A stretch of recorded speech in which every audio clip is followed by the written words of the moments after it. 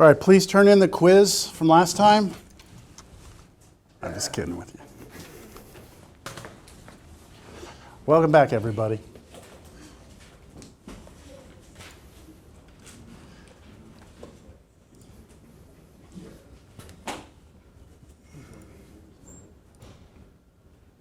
Panicked a little bit. I mean, even though I know there aren't any quizzes in this class, I have a quiz for DiffEQ, and I was like, oh, I haven't started.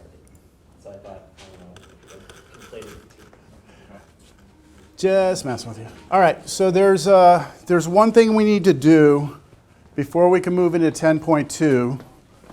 And I am recording this class, so I will post this later on, okay, for everyone. Let me get our three-dimensional space set up here. Do you mind shutting that? I don't like people to see my trademarked 3 space over here. All right, so the one thing we didn't do is practice if somebody were to give you the equation of a sphere for you to be able to find the center and the radius of that sphere, which is something that you do in pre-cal usually. It's a technique that I just want to make sure we're all straight in our minds what to do. So I want to do an example from 10.1, and then we'll move on to 10.2, vectors. All right. So I think what I'll do is, they updated this. I do not want to see that ribbon, no.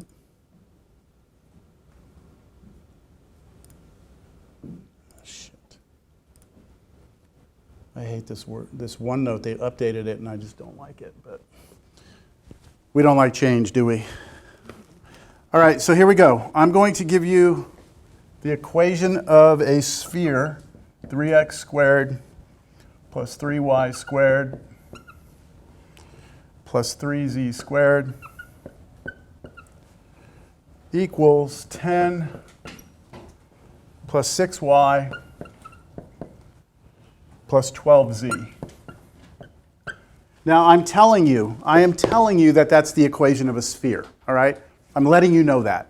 And what I'm asking you here is for you to find the center and the radius of this sphere.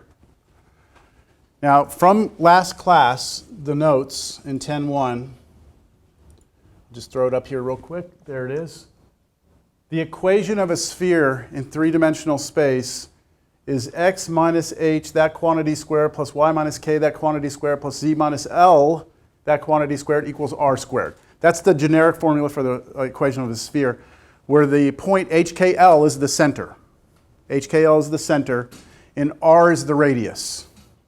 So what we're going to need to do is somehow make this look like this, all right?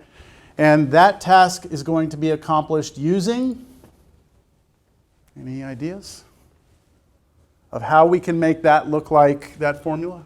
We need to get some quantity with x in it squared, some quantity with y in it squared, z squared equals number squared.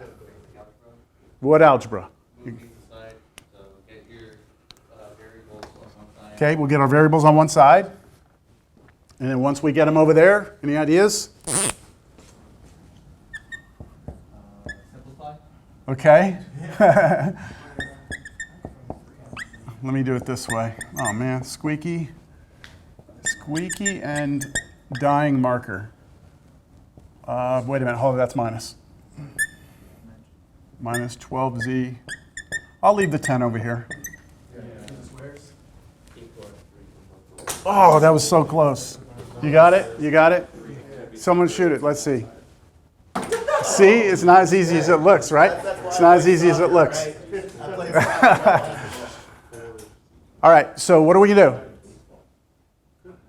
You could divide that entire side. Or you could divide yourself by 3, I guess. Oh, yeah, you could get rid of a 3 if you want. Yeah? Just, do you see a difference in squares? I see different squares. All right, completing the square. We're going to complete the square. All right? That's what we're going to do.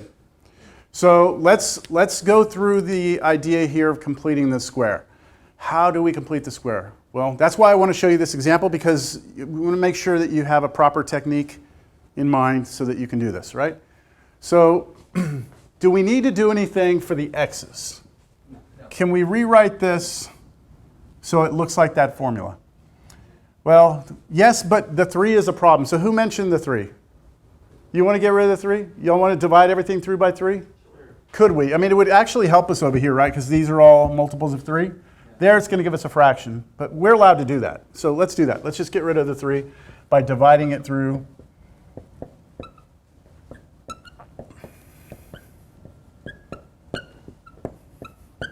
Now, unfortunately, that's 10/3. Can't do anything about that. That's just another way to look at it, right? Now, remember, we're trying to get to x minus h squared. And see, this is the only x term I have, right? So I could just rewrite that as x minus 0 squared. And now that does look like x minus h squared, right? So there's really nothing I need to do for that. But on the y's, I can't do something simple like that. On the y's, I've got to address that, that minus 2y in front. So that's where I'm going to complete the square. So what is the technique for completing the square? What do? You take half of the coefficient of the y term, right, this y term. So let me do this. I'm going to say plus y squared minus 2y. And now this is where everyone has learned something a little different, and this is why I will make sure you understand what I'm about to do. I teach my students when we complete the square, you take that number, you take half of it, right? You square that. So half of that is what? Negative 1, square it, you get 1. What do you do with that 1? That's where we're going to differ. Add it to both sides is the way it's taught a lot, right? I don't add it to both sides. I do add it and subtract it.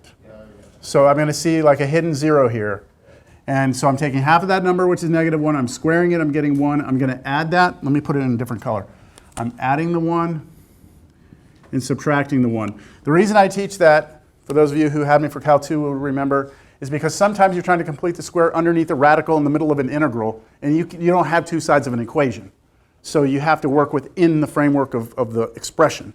So I like to always just complete the square this way. Adding 1, subtracting 1, that should allow me to take the first 3 terms and do a perfect, this is a perfect square trinomial, right? So I could factor that.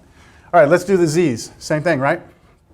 So I'm going to take plus z squared minus 4z, and now I'm going to take half of negative 4, which is negative 2, square it, 4, add it and subtract it. So add 4, subtract 4. And then I have the minus 10/3. Oh, sorry, equals 10/3. That's why I hate running across campus. I'm just trying to get my bearings, and I'd have to do Cal 3 right off the bat. Any questions on this? Does this look familiar? We good? Okay. These 3 terms factor, guaranteed. These 3 terms factor, guaranteed. So I trust that you can factor those, so I'm just going to write down what it is. I'll put this right here. So we have the x minus 0 squared plus these 3 terms factor to be what? Or sorry, yeah, those 3 terms. y minus 1 squared, but we still have what? Minus 1, right? Let's hang on to that. I'll come back to that. Those 3 terms factor to be z minus 2 squared, right? And we still have the minus 4. So let's put these 2 together. That's minus 5. And let's move it to the other side. So we'll have the 10/3 that was over there, and we're going to add to it what? 5? Yeah. Yes? To 10/3. So is it all right if I put it as 15/3 instead of 5, because I'm going to put those together? So that's my 5 being added on both sides. And I'm almost there. This is what, 25/3? And then this is, well, I'll rewrite it, okay. We are there. We are there, aren't we? Because you can identify from this what the center of the circle is now, right? The center of the circle is 0, 1 or negative 1? Positive 1. Positive 1, Positive 2. positive 2. And then what's the radius? Good, the square root, oops, yeah, I'll say equals. The radius is the square root of 25/3. Because remember, this side of the equation is r squared. So that means the radius is the square root of that. Good, yes, no, yeah. So it's just to remind you that, completing the square is one of these things that we want to be comfortable with. There's a few problems on your homework. I may have told you to not do these, but on your homework there was problems number 13 and 15 are exactly like this. So I would say those are fair game now. Okay, I'm going to move on. We're going to move into 10.2.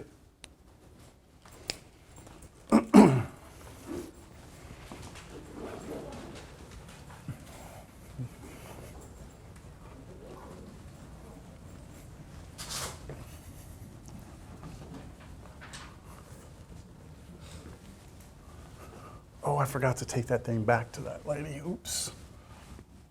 I'll get it later.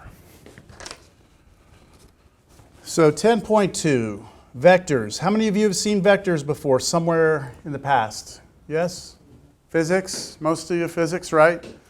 And so we're going to talk about vectors here as well, but more abstractly, especially people who are more like in the math major sort of route. I know we've got at least one or two here. Vectors are actually a little more general. Like there's a more general definition of what a vector is that does not involve what we think of as a vector as like some arrow pointing in space. A vector is really like any object that you could measure a length of it and somehow define some sort of direction to it. And it turns out that a function could be a vector, but that's a whole other story. That's not what we're talking about here. Here we're going to be looking at vectors like the standard traditional, like the way you see it in physics vector. So how many of you seen them? Okay, not? No? Okay, so I'm going to treat it like you haven't seen it, all right, even though a lot of you have, but I'm going to go rather quick through it. So if you have any questions, just stop me, all right?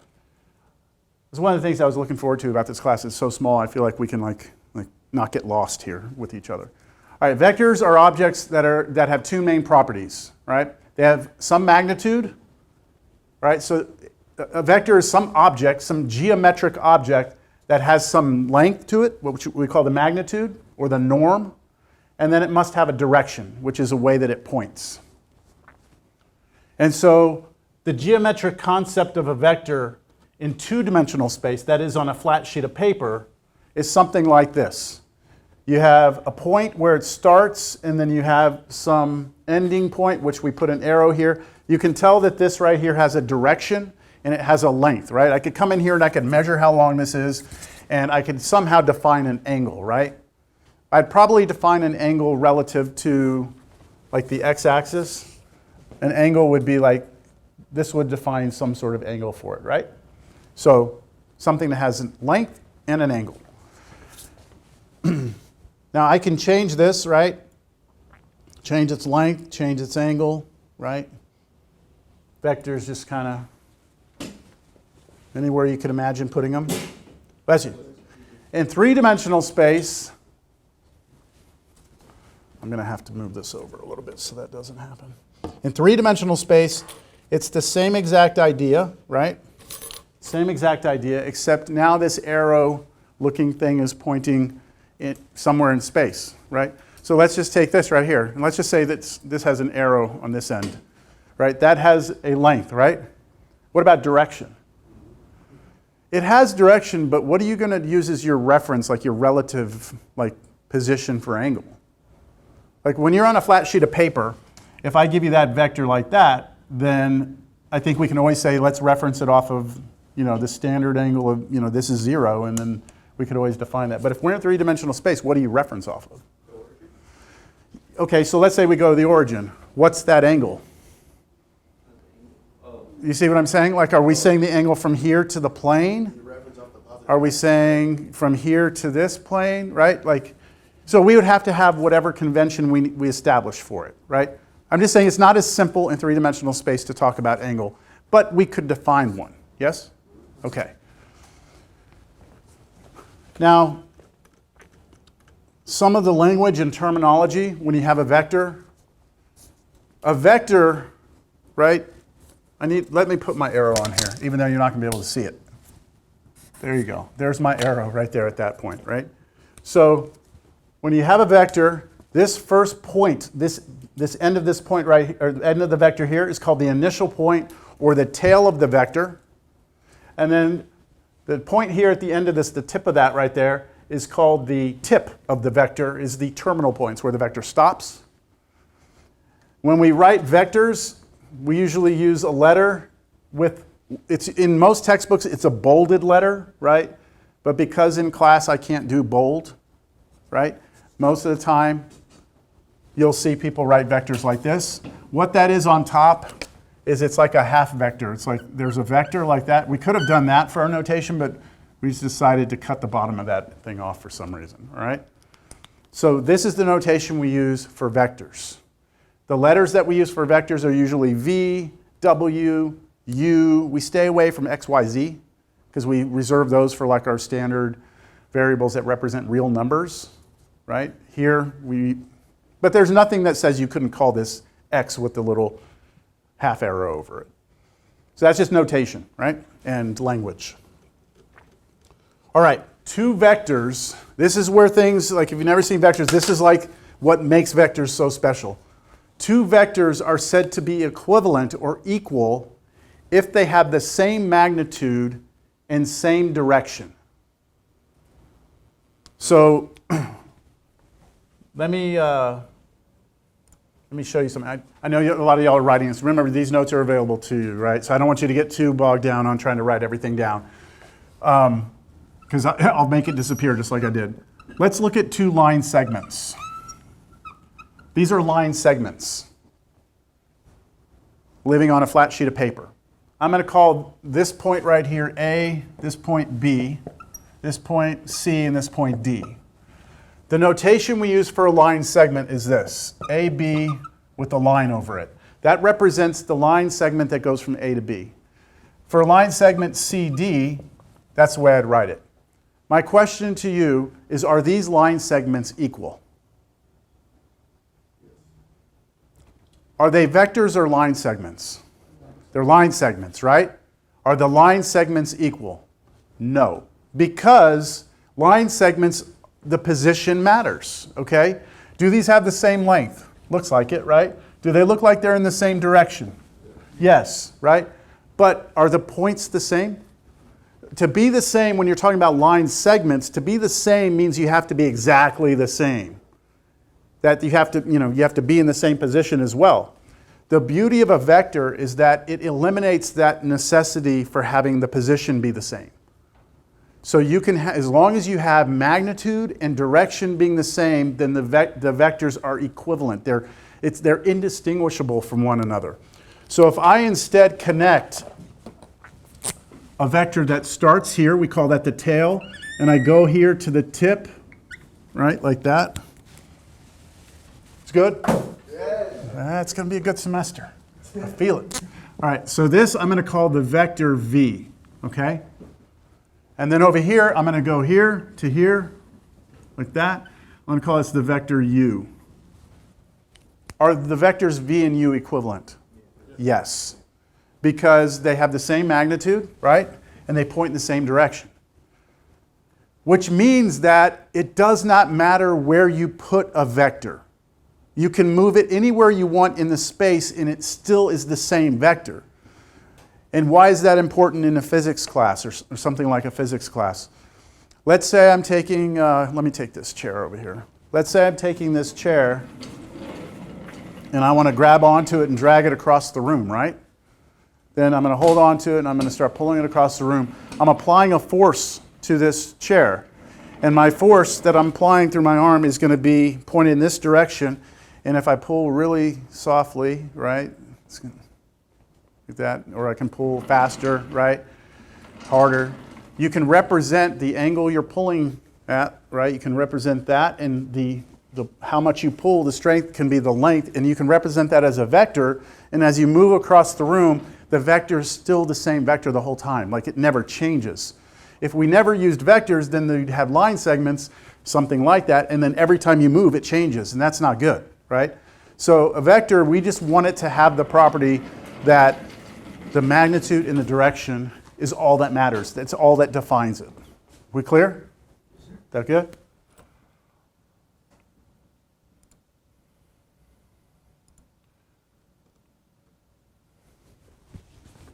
So this is me just, I have a little animation here. It's nothing special. It just shows you two different vectors. Those are the same vectors, right? Those are the same vectors. Doesn't matter where I move these. They're exactly the same. All right, now, this is one of the most important notes in the class in the sense that we're going to use this like so many times. It's going to be like breathing, okay? It's going to be something we have to do a lot.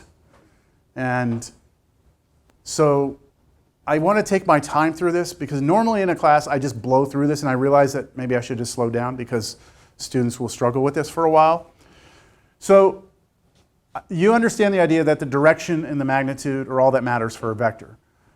But how do we create a vector from 2 points? So if someone gave us 2 points, can we create the vector that goes between them? And this is the note that explains how it's done. I'm going to do it first with an example, all right? And let's do it in two-dimensional space first. Let's say that I give you this point here. Let's say this is the point 2, 1. And let me give you another point over here, 5, 5. I don't know what's going on with that, but that could become a little annoying. Just make sure these connections are good. All right, this is going to be the point 5, 5. All right, those are points, right? Right now there is no vector anywhere. That's just 2 points. So what I want us to do is find the vector from, let's call this point A, let's call this point B. From A to B. So I want us to somehow define the vector that goes from here to here. And let's call that vector V. I want to somehow figure out a way of defining that in a way that makes sense for everyone. So the way we do this is this. We define V to be this. We are going to use a new notation. We're going to use these things called angled brackets. When you see angled brackets, that's telling you that I'm about to give you something that is a vector. Right? It's not a point. It's not a point in space. It's not an interval. It is a vector. And to find that vector, that vector is going to have what we call an x component. This is all in the notes. I'll bring it up in a second. This is called the x component of the vector and the y component of the vector. And to get the x component of the vector, I'll call that v1 for right now and v2. Right, this is just a number and a number. The way you get those numbers is you take the 5 and subtract the 2. So I'm taking, this is like the, I'm going to label it. I'm going to label these points. Let's call that x1, y1, okay? And let's call this x2, y2. So I'm going from A to B, right? I'm going from A to B. So the way you figure out the V1, which is the first component of the vector, is you take this x2 and subtract this x1.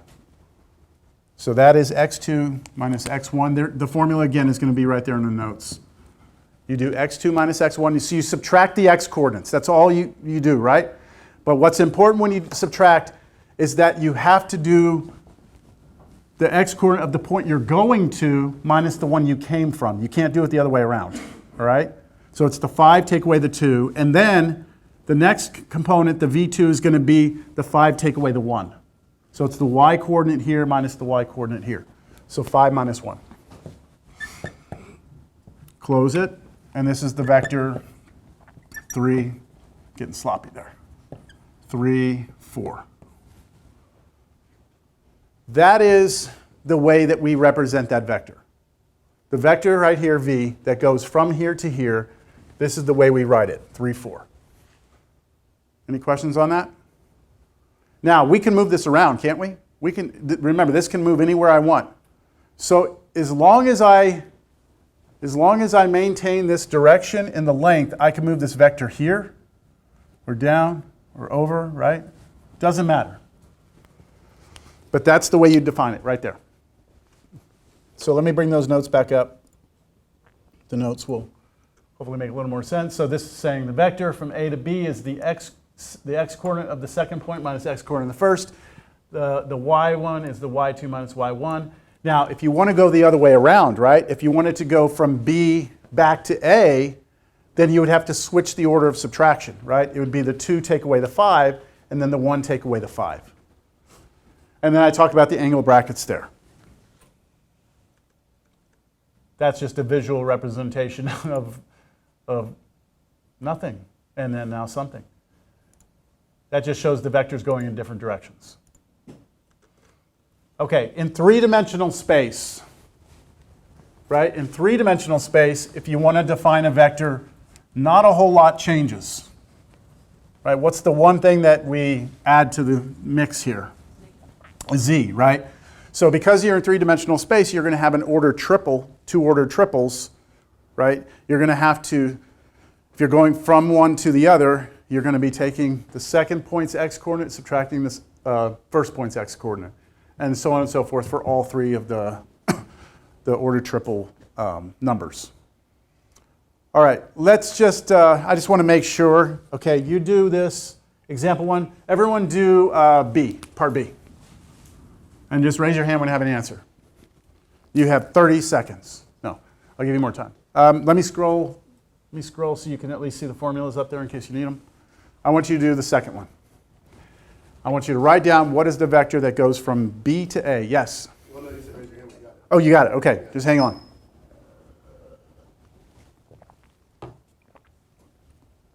Notice the notation, B to A with the half arrow, right? That's telling you you're going from B to A.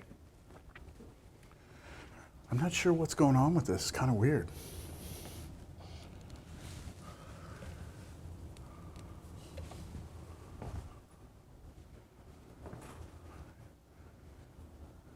The camera's kind of trippy.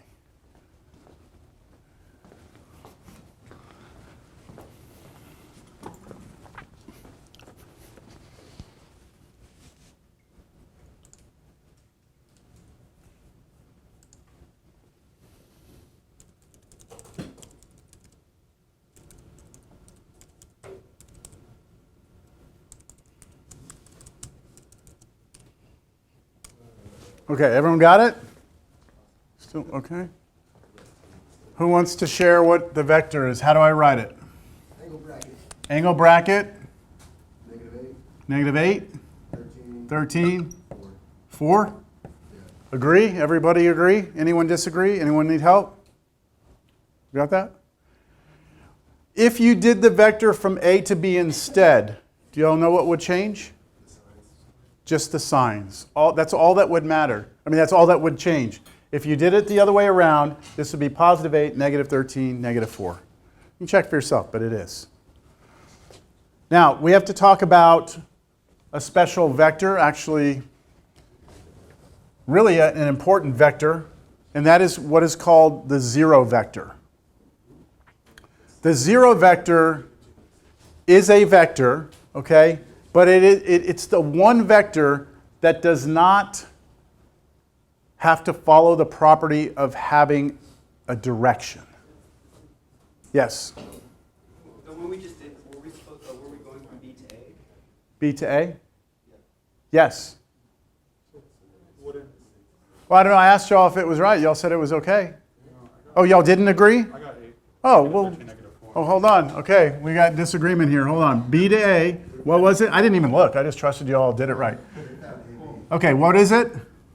From B to A. So B to A. So to get the X component, you're going from B to A, right? So you do this minus this. 8.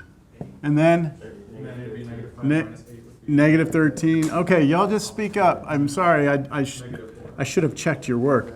Sounds like that's Yeah. I did ask. No one objected, right? I did ask. Okay. You thought you were wrong. I was second Okay. guessing myself because You were no one else second. objected. Okay, well, I should have looked. I didn't even look. I didn't even mentally do the problem in my head. But are we good now? Everyone clear? And then the vector from A to B is the other way around. All right. The zero vector. Like I was saying, and y'all were still thinking about this, the zero vector is the only vector that does not have to follow the property of all the other vectors. All vectors are supposed to have length and direction, right?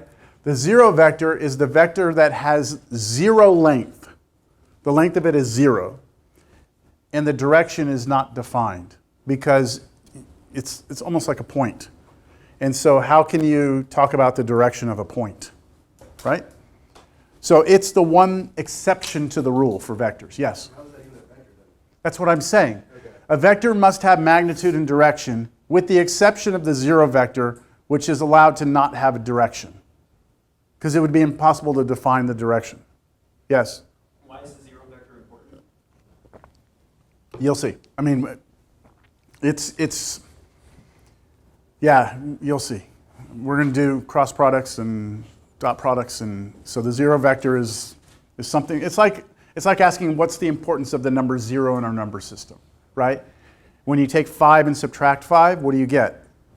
0. You need 0 there, right? So if we take two vectors and we add them together, we might get nothing. And how do we represent that nothing? The zero vector. So in two-dimensional space, the zero vector is written 0 with the line. You have to put the little half arrow for it to be the zero vector. And it is defined to be the vector that has 0, 0 as its two components. The zero vector in R3 is the vector 0, 0, 0, right? All three components are 0. And you probably didn't realize this, but you know our number line that you've been studying your whole life? This was what we call the real number line. This number is what? 0, right? That's actually the zero vector in R1. So you could argue that that number 0 is the zero vector in one-dimensional space. Because you could look at that 0 as being this vector, the vector that only has one component, 0. So the zero vector in R1 is different than the zero vector in R2 because this one has two components, which is different than the zero vector in R3, which has 3 components, which is different than the zero vector in R4, which has 4 components, blah, blah, blah, blah, blah, right? So you have some experience with the zero vector. You just didn't quite know you were dealing with it. All right, so I already defined this. This is just to re-stress what I said verbally, and that is whenever you have a vector, we usually write the vector as having two components to it, v1 and v2.